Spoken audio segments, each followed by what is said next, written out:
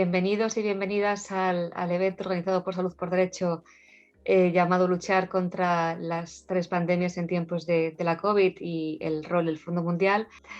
Bien, pues voy a pasar la palabra a Françoise. Adelante. Muchísimas gracias. Muchas gracias, Vanessa. Muchas gracias a Salud por Derecho por organizar este evento estupendo. Ojalá estuviéramos juntos en lugar de hablar por pantallas, pero de igual manera. Y muchas gracias, Javier, por tus palabras de apertura y obviamente tus palabras de valoración de esta asociación muy fuerte que tenemos con España, el trabajo que hacemos juntos. Y gracias a todos los participantes por unirse esta tarde.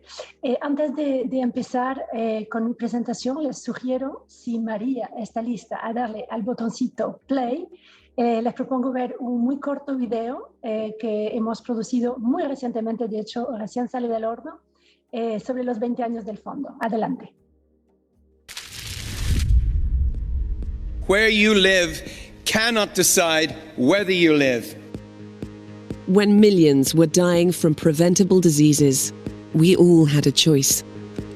Accept it or fight. Do nothing or say no. Not in our lifetime. Not when the knowledge and skills to save those lives are ready and waiting. Not now. Not ever. You know, right now we're on track to end the scourge of HIV/AIDS. That's within our grasp. And we have the chance to accomplish the same thing with malaria. We refused to accept it. We took action. We changed the story. Brought people together. From all over the world. From every background. Gave them all an equal voice. United against the world's deadliest diseases. No egos, no spectators. We had to be all in. And it's worked. We've become a force that can face tuberculosis, malaria, and HIV head on. $14 billion is not just cash. It is the 4 pills I need to stay alive. A force that saved 38 million lives in 20 years. And now we're here, together. We know the job isn't finished. We still have a way to go, new challenges to face. But we have taught each other, helped each other. We're stronger now than we've ever been because of the choice we made. The choice to do something, to change the story. When I first mooted the idea of a global fund, quite a lot of people laughed it off, saying, there he goes again, dreaming. You know, and I love dreams. It always starts with a dream.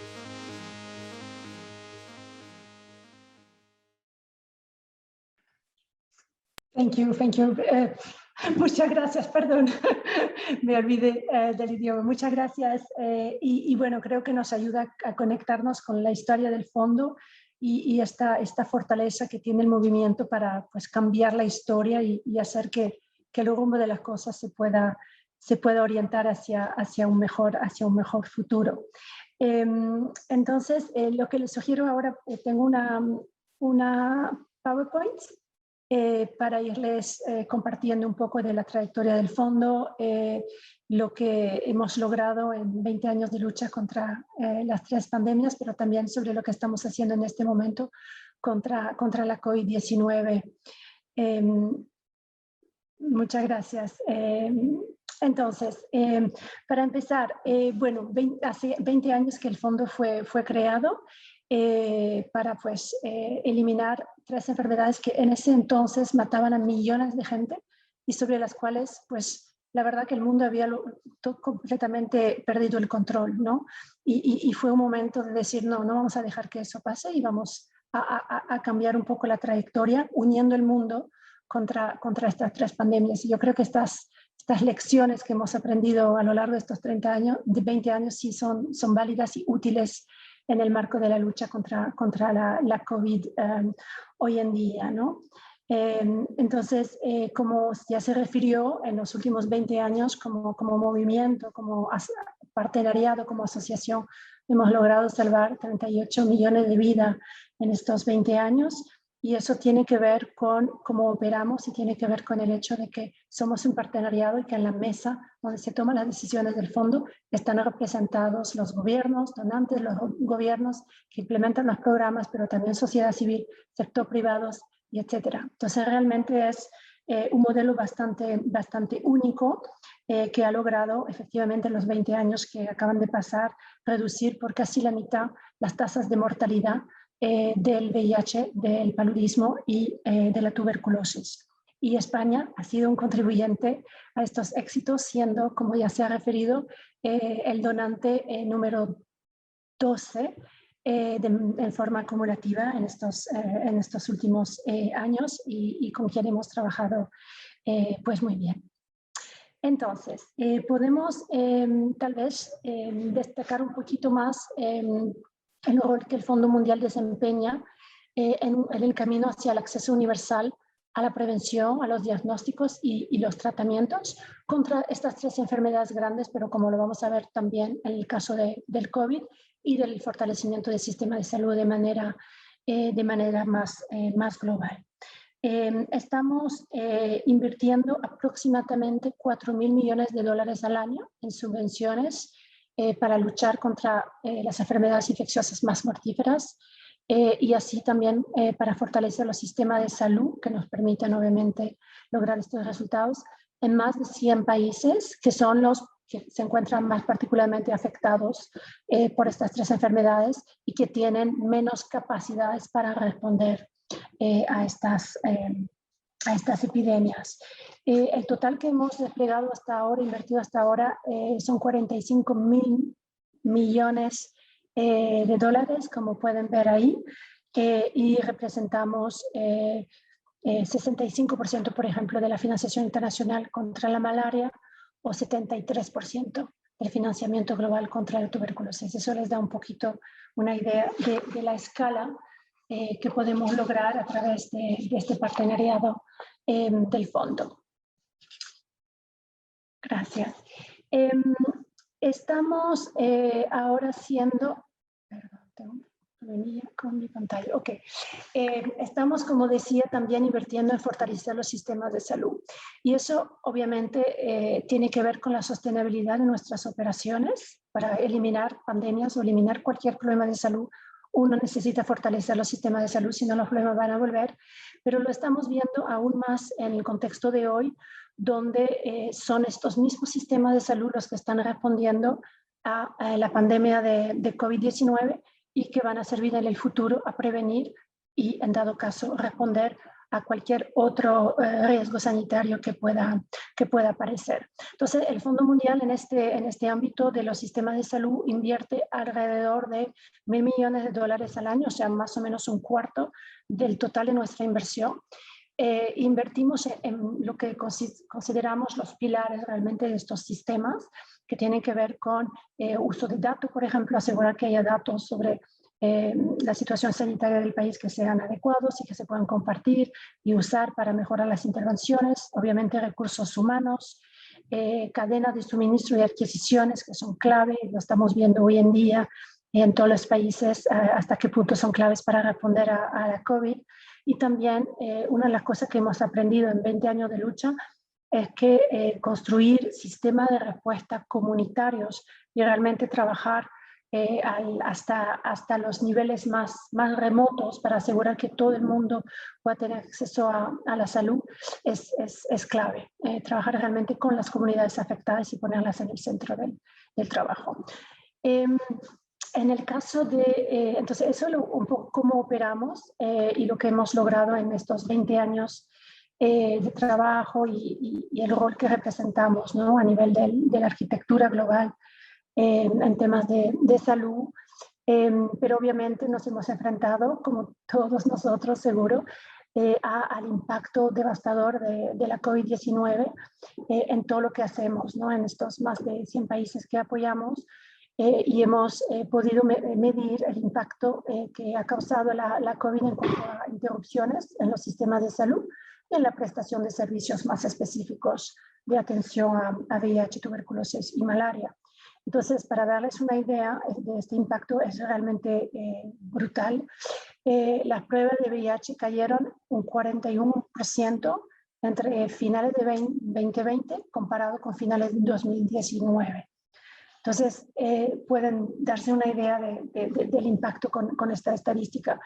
De igual manera, las notificaciones de nuevos casos de tuberculosis descendieron en un 59%. Igualmente, el diagnóstico en caso de malaria también se redujo de manera dramática. Eso quiere decir, si no se diagnosticaron, que vamos a tener más casos. Todavía no tenemos estos datos porque los datos tardan tiempo en llegar. Muchas veces se consiguen solamente el año ulterior, pero sabemos que los casos van a incrementarse en los meses venideros y lamentablemente, posiblemente, las muertes que resulten de esta interrupción de los programas causada por la COVID-19 en estos países que son verdaderamente los más vulnerables en el mundo. Entonces, lo que nos dicen los científicos y los modelos es que realmente esta interrupción que estamos viendo pone en peligro los avances que hasta ahora hemos logrado en la lucha contra estas 3 epidemias. Son 20 años de lucha y 20 años de avances, pero con 1 año y medio de COVID hay mucho que está en peligro y que hay que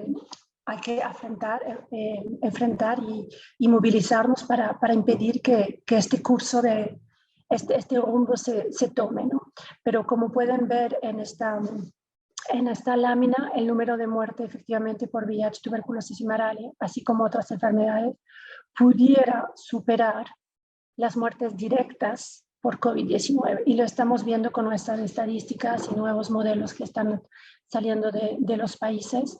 Realmente no se puede medir el impacto de la COVID solo por la muerte directa, sino que hay que ver el impacto total y posiblemente las muertes por VIH, tuberculosis y malaria superen las muertes adicionales en general por la COVID, superen las muertes directas por COVID-19.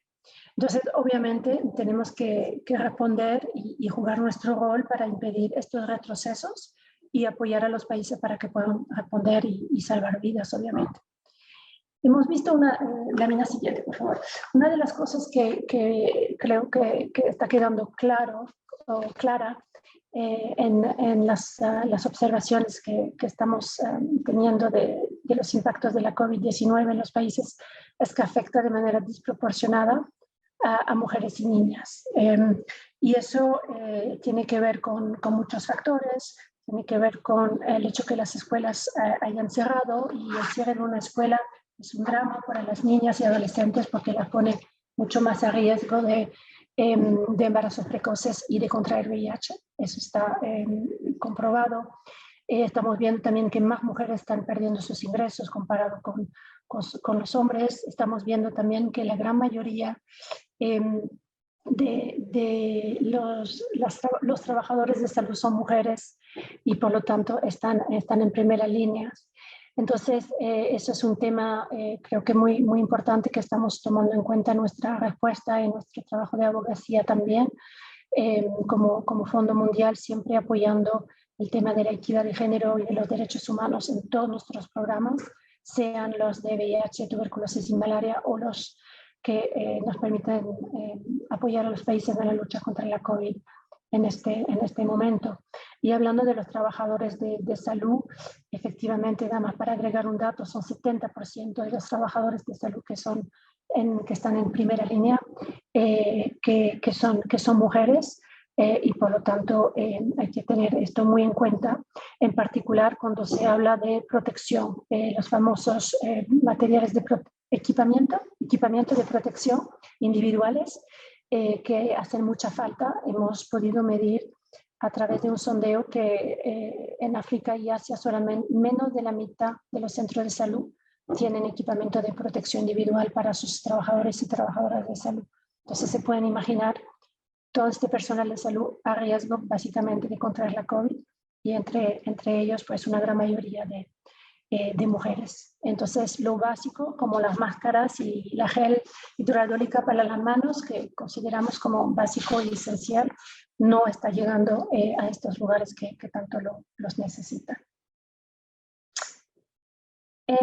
Entonces, ¿qué hemos hecho en el caso de la COVID? Como les decía, construyendo sobre 20 años de experiencia, poniendo en marcha, digamos, toda la maquinaria del Fondo Mundial y las asociaciones con todos los socios en los países, obviamente la capacidad financiera para responder de la manera más rápida posible e impedir que estos retrocesos que mencionaba antes en la lucha contra VIH, TB y malaria se den, impedir que eso ocurra a toda costa y salvar vidas. En 2020 hemos canalizado $1.000 millones hacia un poquito más de 100 países para ayudarles a responder a la COVID, como decía, en particular en temas de diagnósticos, en temas de equipamiento de protección individuales, en temas de fortalecimiento de sus sistemas de salud más críticos, como pueden ser sistemas de laboratorio, por ejemplo, o sistemas comunitarios de respuesta, como otro ejemplo.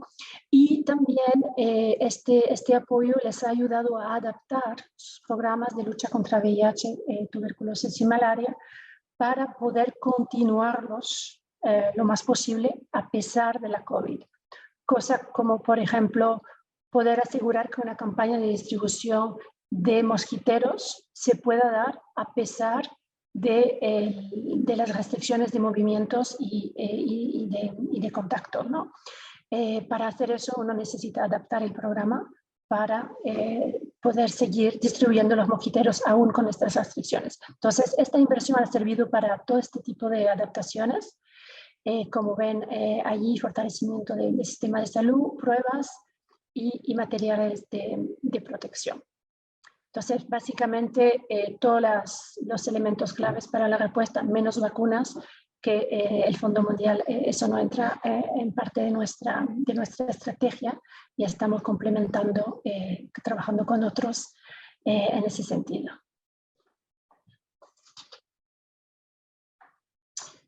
Ese es un ejemplo para nada más poner en la luz un poquito lo que estamos haciendo en América Latina y en el Caribe, porque obviamente es una región muy afectada por la COVID, como bien saben. En el 2020 la región dispuso de unos $30 millones de parte del Fondo Mundial para hacer frente a la COVID en las líneas que recién indicaba.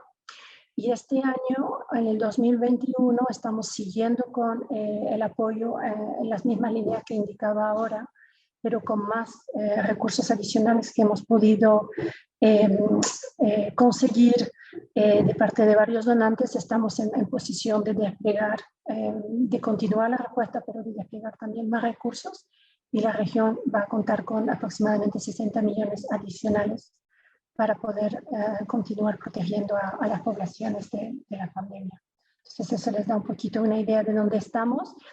Y una de las cosas importantes, creo, en el marco de la respuesta a la COVID es que hemos aprendido mucho, ¿no? del tiempo que se puede perder y de las vidas que se pueden perder innecesariamente al no ser suficientemente rápidos en la respuesta y al no trabajar juntos, ¿no? Eso es una de las lecciones de la historia del Fondo Mundial. Hay que unirse y hay que ponerse a trabajar muy rápidamente. Y eso es lo que hemos hecho en el marco de ACTA, el acelerador para el acceso a las herramientas de lucha contra la COVID. Hemos sido un socio fundador de este acelerador y estamos jugando un rol importante en sus operaciones junto con muchas otras organizaciones. Sí. Y ahí jugando un rol que corresponde un poco a las fortalezas que les indicaba antes en cuanto a particularmente el tema del despliegue de diagnósticos y también en el tema de fortalecimiento de sistemas de salud, insistiendo mucho más allá de, digamos, los canales técnicos específicos, insistiendo mucho en el tema de la equidad, de los derechos, de la participación de las comunidades en la respuesta, porque sabemos que eso es clave. Entonces jugamos un poco un rol de embajador en ese sentido, aportando nuestras lecciones aprendidas. Como decía antes, hemos recaudado más recursos este año, 3.7 mil millones de dólares que están disponibles en 2021 y que estamos desplegando en las mismas áreas que les indicaba antes, y eso nos permite jugar nuestro rol en la respuesta colectiva de ACTA, ¿verdad? Porque nos hemos unido, cada uno es responsable de su área particular para conseguir una respuesta de A a Z a la respuesta a la COVID, y para cumplir con nuestro rol ahí estamos desplegando pues estos recursos. Y hoy en día el Fondo Mundial representa un 30% de las pruebas de diagnóstico que se están desplegando a través del partenariado de ACTA, como les decía. E igualmente, para dar otro ejemplo, representamos un 80% de los equipamientos de protección individuales desplegados a través de esta coalición el día de hoy.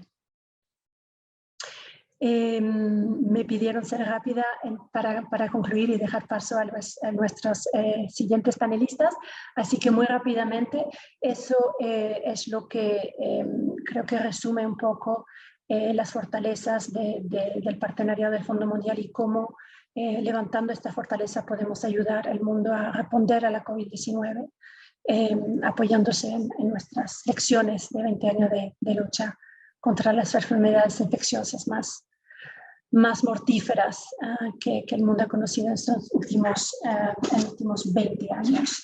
Entonces creo que me voy a parar aquí y creo que los colegas que van a hablar después van a dar muchos más detalles sobre la situación de los países y cómo el fondo les está apoyando. Muchísimas gracias y ya, gracias. Bien, voy a dar la palabra a Anouar Luna. Y para que nos hable en concreto de los casos de Colombia y de Bolivia. Muchas gracias, Anouar. Gracias, Vanessa, gracias por la invitación a Salud por Derecho para compartir un poco lo que hemos venido trabajando desde el 2020, desde la plataforma LAC, que es una iniciativa que, como ya se dijo al inicio, pertenece a una iniciativa estratégica del Fondo Mundial para asegurar el mayor involucramiento de las comunidades dentro de los procesos del Fondo Mundial. Entonces, yo voy a contarles la historia que he preparado desde dos perspectivas, una desde 2020 y otra desde 2021. Me gustaría un poco comenzar con qué fue lo que ocurrió en el 2020. Caroline, muchas gracias por la introducción, también ayudarme a recordar que en 2020, cuando se implementó por primera vez el mecanismo de respuesta para COVID-19 desde el Fondo Mundial, pues fue un suceso que a todos nos tomó por sorpresa y que se tuvo que actuar de manera muy rápida, ¿no? Entonces, las solicitudes para acceder a los recursos, pues no fueron lo suficientemente sólidas en términos de el involucramiento de las comunidades. Pero, sin embargo, hubo mucho que quedó dentro de las propuestas. Y la segunda parte de lo que yo les quiero compartir es un poco cómo aprendimos de C19RM en 2020 y cómo eso pudo transformarse en C19RM 2021. Entonces, en términos programáticos, yo quería enfocarme en Colombia y en Bolivia, pero mientras yo escarbaba, me di cuenta que había otros casos también en otros países que vale quizá la pena mencionar. Entonces, bueno, no voy a repetir cuáles fueron los impactos de la COVID en América Latina. Ustedes saben que América Latina es una de las regiones con mayor impacto por el COVID y que todavía estamos lidiando muy dramáticamente en algunos países con el impacto de la epidemia. Pero bueno, ustedes saben que hubo interrupciones en la cadena de suministro, hubo problemas de desabasto, hubo cierres de los servicios. Una cuestión que es muy importante es cómo se incrementó el tema de estigma, discriminación y violaciones a derechos humanos durante los encierros, cómo se disminuyó la capacidad de acceder a las pruebas y a otros estudios de laboratorio, cómo se agudizó el desempleo y la pobreza y el hambre, ¿no? Eso lo hemos venido viendo desde el año pasado. Y un poco la manera en que se ha venido respondiendo en la región, pues tenemos ejemplos como en Colombia, ¿no? Que el año pasado, ante este incremento, o más bien disminución en el acceso a las pruebas, se idearon mecanismos de respuesta muy rápidos y se utilizó la tecnología para poder acceder a sistemas de prevención, ¿no? Entonces, a través de los teléfonos móviles era posible agendar citas para hacer pruebas de VIH y también a partir de los servicios por telefonía móvil, era posible acceder a paquetes de prevención, ¿no? Que bajo otras circunstancias eran llevados a las comunidades a través de actividades de alcance y que mediante el encierro pues era imposible llegar a ellos. Entonces los servicios de entrega a domicilio fueron cruciales en casi todos los temas, ¿no? También otra innovación en términos tecnológicos, que creo que eso estamos familiarizados todos y todos, es el uso de las tecnologías de información y comunicación para llevar servicios, ¿no? Entonces, tanto en términos de prevención como atención, las comunidades inmediatamente comenzaron a movilizarse para poder, en primer lugar, exigir que los servicios, a pesar de que estaban interrumpidos en las instalaciones, pudieran seguir brindándose a través de teleconsulta, ¿no? O consultas a distancia. Y en la mayoría de los países fue un reclamo constante por parte de las comunidades el poder acceder a estos servicios para al menos mitigar un poco la interrupción en los hospitales o las clínicas. Y en algunos países, como en Honduras, estos sistemas también fueron más allá, porque además de la teleconsulta y los servicios electrónicos que para atención, bueno, eran muy eficientes así, también se podía acceder a las entregas de medicamentos a domicilio, cosa que quizá en otros países es algo normal, pero para América Latina la entrega de medicamentos en domicilio requirió todo un desafío logístico y toda una inversión, ¿no?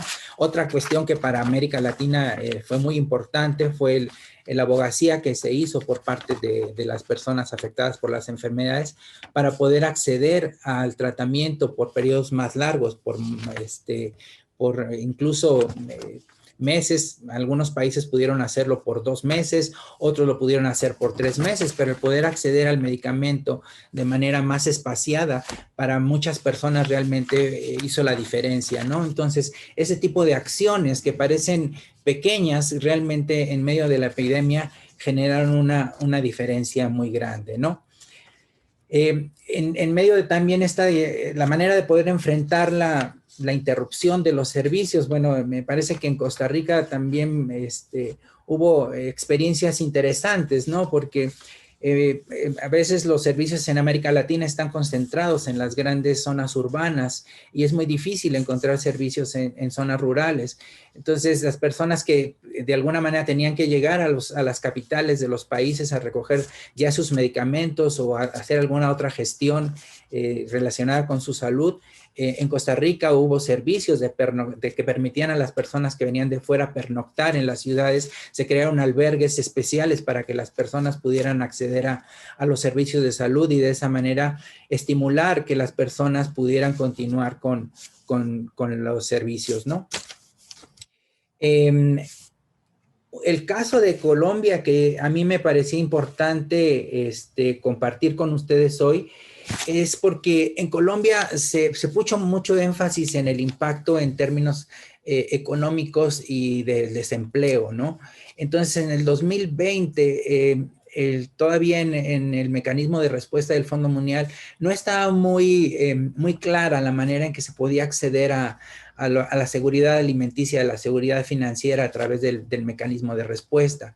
Entonces, en Bolivia hubo una lucha muy fuerte, principalmente con las autoridades del MCP, incluso con los funcionarios del Fondo Mundial a nivel país, para poder justificar la necesidad urgente de poder utilizar recursos del fondo para poder comprar canastas alimenticias y para poder dar otro tipo de apoyos financieros, ¿no? En ese momento se discutía mucho todavía si era eficiente o si era sostenible este tipo de apoyos. Hoy en día, ya lo vamos a ver más adelante, bueno, sabemos que estos tipos de apoyos son muy importantes porque justamente generan independencia o autonomía financiera que permite incluso disminuir la violencia basada en género. Y ahora se ha modificado este enfoque. Otras cuestiones que también me parece importante destacar es que al principio, para América Latina, a pesar de que fue muy fuertemente impactada por toda la cuestión de la violencia basada en género, especialmente con las niñas y las jóvenes, no había una clara idea de cómo enfrentarla, ¿no? No teníamos todavía referentes de cuáles eran las estrategias adecuadas y cuando uno hace un análisis de lo que se solicitó en el 2020 para mitigar la violencia basada en género, pues realmente vamos a encontrar muy poco, ¿no? Conforme fuimos entendiendo esto, ahora para 2021 parece ser que está cambiando, ¿no?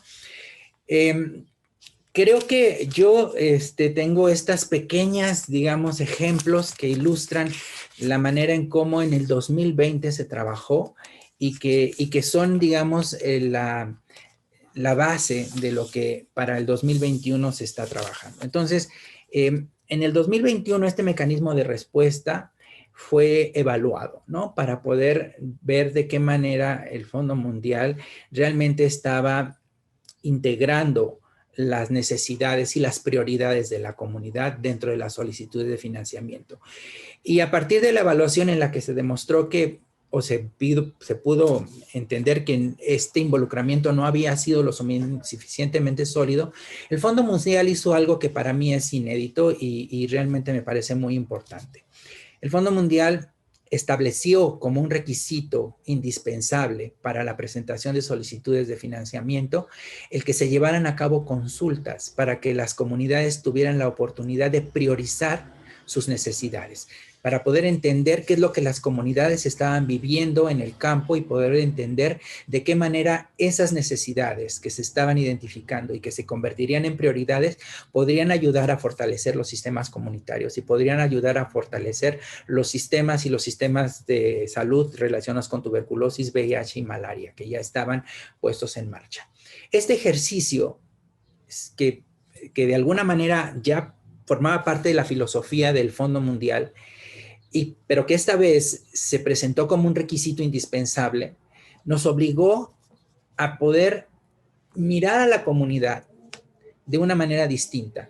Y entonces, de pronto, este año que estuvimos organizando las consultas, porque la plataforma LAC nos han pedido dar este apoyo para organizar estas consultas, nos hemos dado cuenta que hay una infinita sabiduría y conocimiento de lo que son las necesidades comunitarias, y estas necesidades y estas prioridades han sido posible llevarlas a las solicitudes de financiamiento, y de esa manera se ha garantizado que las necesidades prioritarias dejen de ser solamente un discurso y que se conviertan en una realidad. Entonces, estamos hablando de que en la mayoría de los países de América Latina, por lo menos un 30% del monto de las subvenciones que se están presentando estarán siendo destinadas para actividades para fortalecer los sistemas comunitarios. Eso me parece que es algo extraordinario y me parece que eso es un claro ejemplo de cómo el Fondo Mundial ha aprendido a escuchar y a poder poner en práctica las prioridades de la comunidad, ¿no? Creo que esta es una práctica que esperemos que quede inserta en el ADN del Fondo Mundial porque creemos que es eficiente, ¿no? Si en el 2020 ya tuvimos estas pequeñas joyas que les acabo de compartir de cómo la comunidad se movilizó, abogó por estas cuestiones, yo espero que para una próxima reunión que tengamos con ustedes en la que podamos compartir qué es lo que ocurrió con los financiamientos de 2021, podamos tener muchas más lecciones aprendidas de lo que está ocurriendo y poder demostrar cómo el involucramiento de las comunidades es fundamental en la estructura y en la arquitectura del Fondo Mundial. Yo dejaría hasta ahí mi comentario y muchas gracias nuevamente por la invitación. Muchísimas gracias, Anuar. Yo creo que, bueno, muy importante lo que has comentado y aparte muy práctico, ¿no? Elvira Velasco, adelante.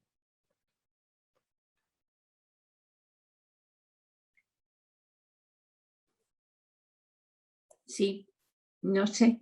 Adelante, sí, se te oye. No te vemos, pero te oímos perfectamente. Gracias, muchísimas gracias, Vanessa. La verdad es que es un honor, ¿no? Pues volver a coincidir contigo especialmente y bueno, pues con el gran trabajo que estás haciendo, ¿no? Bueno, con respecto a agradecer también a todos los panelistas, pues las intervenciones y la diversidad que nos han expuesto y desde luego lo que está claro es que como conclusión y permitirme que son unas conclusiones personales, tampoco quiero, pero yo creo que la COVID nos ha puesto un poco un escenario que a pesar de las diferencias geográficas en las que estemos, pues los retos a abordar han sido los mismos, ¿no? Independientemente, es verdad que cuando en las zonas donde los sistemas sanitarios han sido más fuertes, pues igual se han visto, no se han visto tantas debilidades, pero la verdad es que en todo el amplio espacio mundial, yo diría, pues los sistemas sanitarios se han visto muy tensionados, ¿no? Y yo de cara un poco a lo que decíais, si el Fondo Global de SIDA, Tuberculosis y Malaria se tiene que centrar solo en lo que tiene su expertise y su gran experiencia después de estos 20 años, o por el contrario, hay que empezar a abordar nuevos objetivos, como es el caso de las pandemias, porque ahora hemos tenido y estamos todavía con la del coronavirus, pero no quiere decir nadie de que no tengamos futuras pandemias, ¿no? Yo creo que esto nos hace reflexionar a todos para buscar una estrategia común de cara a, independientemente de las fortalezas o las debilidades, trabajar por unos objetivos comunes ante las futuras pandemias, ¿no? En cuanto a formación de profesionales, en cuanto a fortalecimiento de los sistemas de salud y sobre todo el aprovechamiento de instituciones como el Fondo Global de SIDA y Tuberculosis, que sea capaz de canalizar estas debilidades que podemos tener todos los países independientemente del marco donde nos encontremos, ¿no?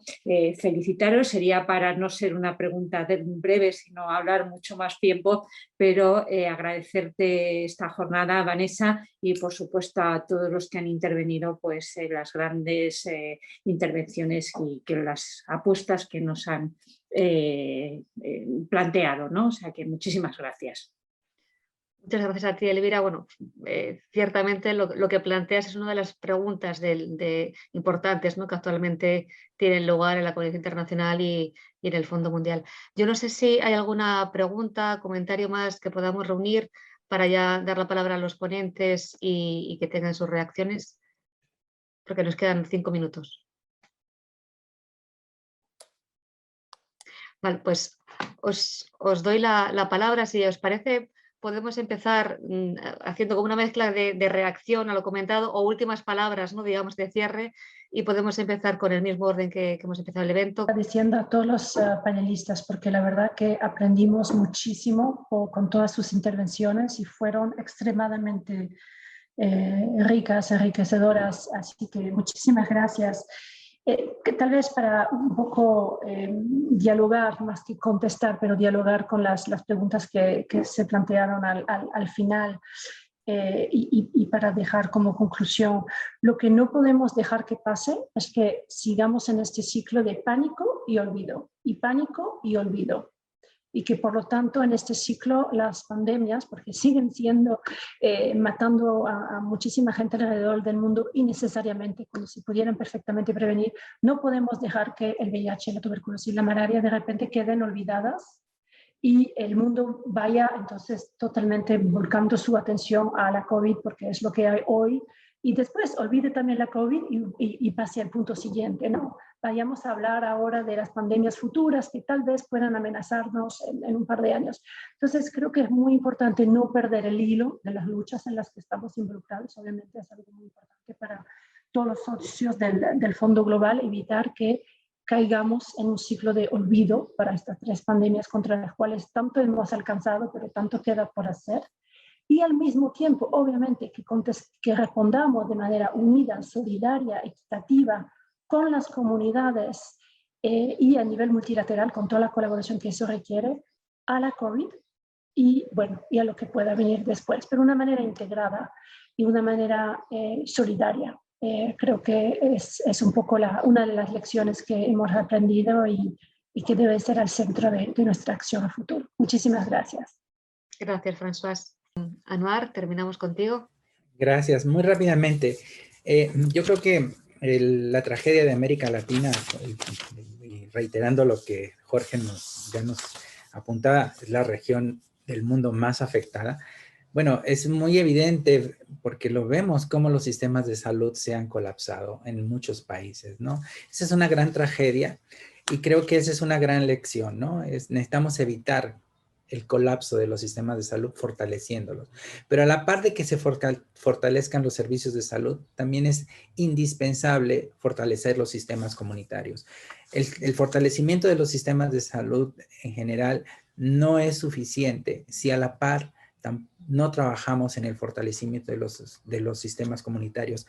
Para América Latina, este es un mensaje clave, porque si bien estamos en muchos países atravesando procesos de transición, el fondo, nos estamos preparando para la salida del fondo, también es indispensable hacer llegar a los gobiernos el mensaje de que no podemos fortalecer el sistema debilitando los sistemas de salud, debilitando los sistemas comunitarios. Tenemos que pensar en que una salida eficiente y responsable implica el fortalecimiento también de los sistemas comunitarios. Y la COVID no lo está demostrando, ¿no? Muchas gracias, Anouar.